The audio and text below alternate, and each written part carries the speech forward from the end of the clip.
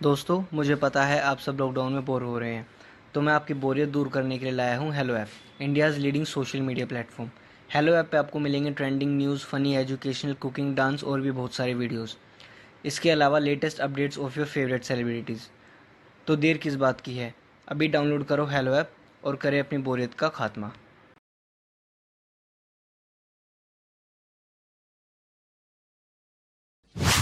नेहा के आने से शालिनी अब अपने देवर रोहन का ख्याल नहीं रख पाती थी। नेहा को शालिनी का उसके पति से बात करना बिल्कुल भी अच्छा नहीं लगता था। एक दिन, रोहन, मुझे मंदिर छोड़ दो ना। हाँ भाभी, चलिए। तभी वहां नेहा आ जाती है।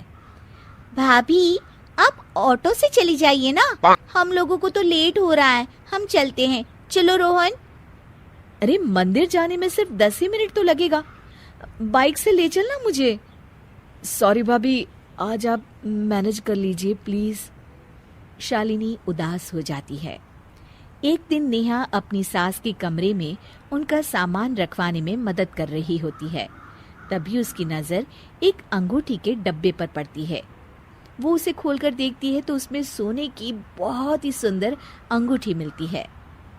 अरे मम्मी जी, ये अंगूठी तो बहुत सुंदर है। हाँ बहू, मेरी सास ने मुझे दी थी। कितनी अच्छी अंगूठी है, और मम्मी जी के कमरे में यूं ही पड़ी हुई है। इसे तो मैं ही ले लेती हूँ, बेचकर अपने लिए एक सोने की चेन या कंगन बनवा लूंगी। नेहा अंगूठी का डब्बा चुरा लेती है और वो ज्वेलरी शॉप जाने के लिए घर से निकल ही रही होती है। तभी वहां शालिनी आ जाती है। अरे नेहा, कहाँ जा रही हो इतनी हड़बड़ी में? आपसे मतलब, आप तो बस मेरी निगरानी करती रहा करो, ताकि रोहन से मेरी चुगली करके अपने नंबर बढ़ाओ। अरे, ये कैसे बातें कर रही हो नेहा? मुझे लेट हो रहा है, मैं चली। शालिनी नेहा के हाथ में अंगूठी का डब्बा देख लेती है और फिर रसोई में वापस चली जाती है। एक दिन उनकी सास रोते हुए अपने कमरे से आती है। अरे, मेरी अंगूठी गुम हो गई है। पता नहीं मेरी इतनी कीमती अंगूठी कौन ले गया। क्या हुआ माँ, कहाँ गुम हो गई अंगूठी? भगवान जाने कहाँ गुम हो गई।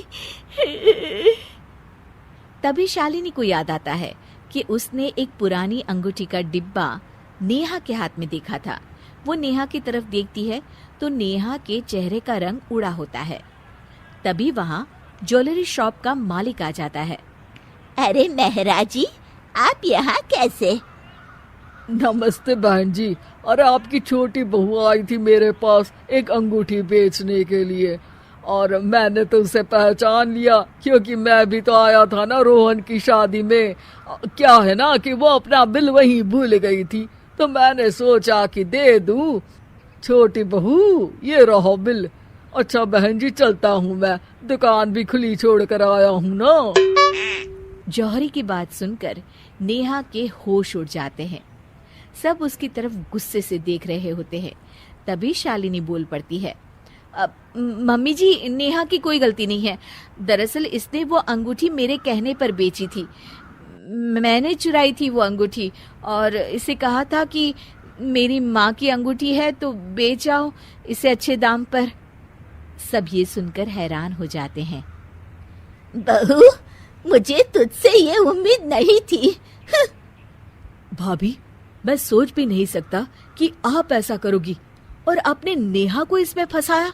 मैं तो आपको कितना अच्छा इंसान समझता था।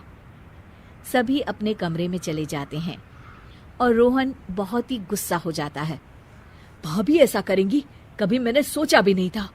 उन्होंने तुम्हें भी इसमें शामिल किया।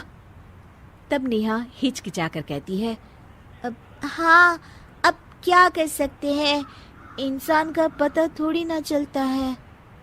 इस घटना के बाद शालिनी की अब ना कोई इज्जत करता था, ना ही कोई उससे ढंग से बात करता था। यहाँ तक कि उसके पति नीरज ने भी उससे बात करना छोड़ दिया था। सुनिए, नाश्ता तो करके जाइए। तुम्हारे हाथ का खाना खाने से अच्छा है कि भूखा ही रहूं। हाँ? रोहन भी भाभी से दूर ही रहने लगा था।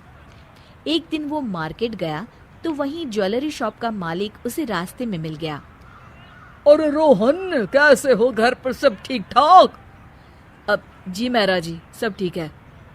और वो सोने की चैन कैसी लगी? सोने की चैन?